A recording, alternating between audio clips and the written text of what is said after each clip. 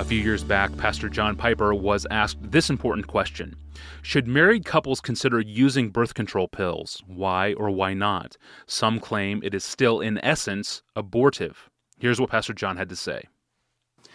Yeah, well, we did use contraceptives in the early part of our marriage, and my wife's father was a doctor, and we consulted with him about this because the answer is fairly simple to me at one level. If it's an abortifacient, if the egg is being fertilized and then being destroyed, it's not right. Because I think, there's just so much we could say here about the beginnings of life and how you understand the soul, but try to keep it short and simple. I think a child should be given the benefit of the doubt as to whether he exists or not. And when an egg has been fertilized, and all the components there are now physically for a human being, we have every reason to treat it as a human being.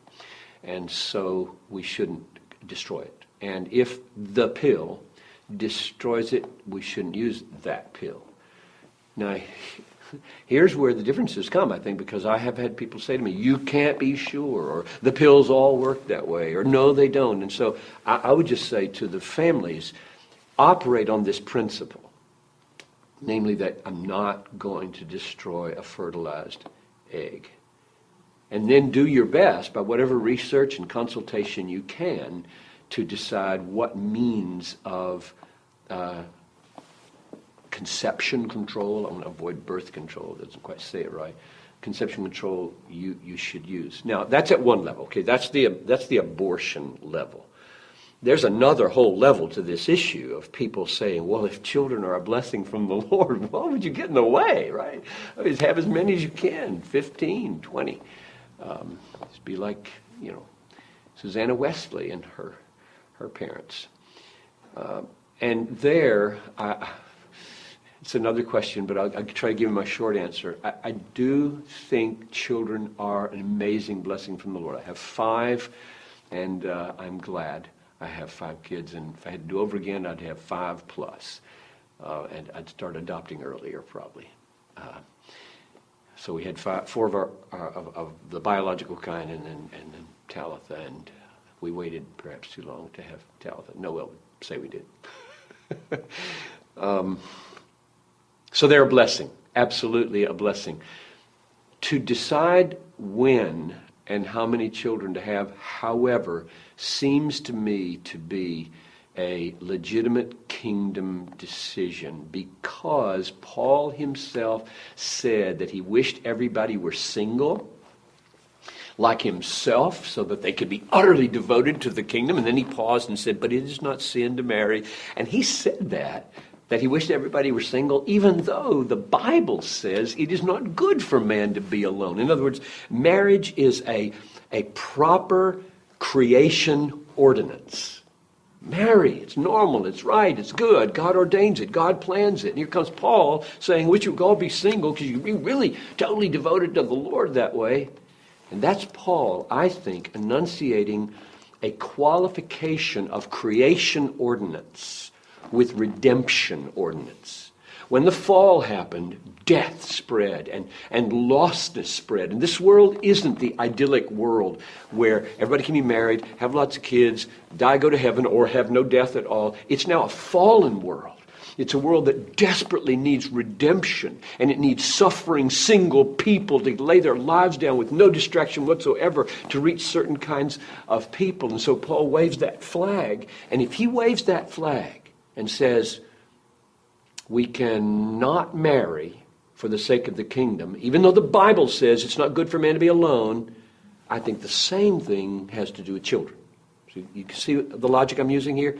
That God says, he who has his quiver full of them is blessed.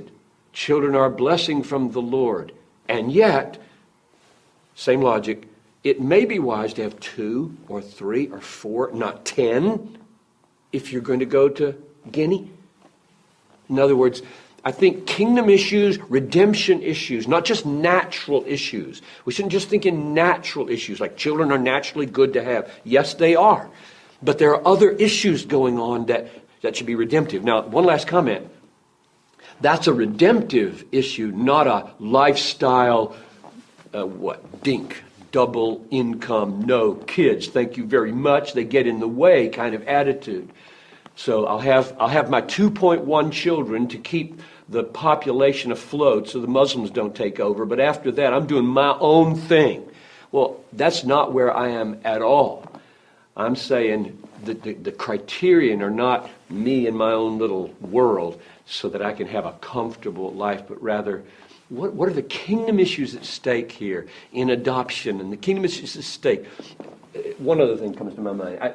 I was in Germany when we started having a family. This was 1972. In 1972, people my age were saying it's a sin to have more than 2 kids, or some were saying it's a sin to have kids because population, blah, blah, blah. And I just thought to myself, okay, if you have more than 2.1 kids, you're putting a strain on the planet. I said to myself, I don't think so. Because the kids I'm going to raise are going to lift 1 million burdens.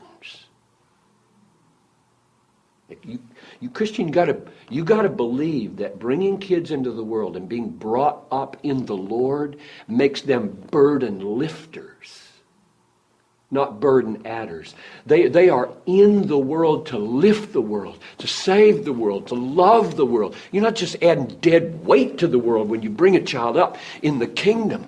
You're bringing up lovers of people and servants of the world.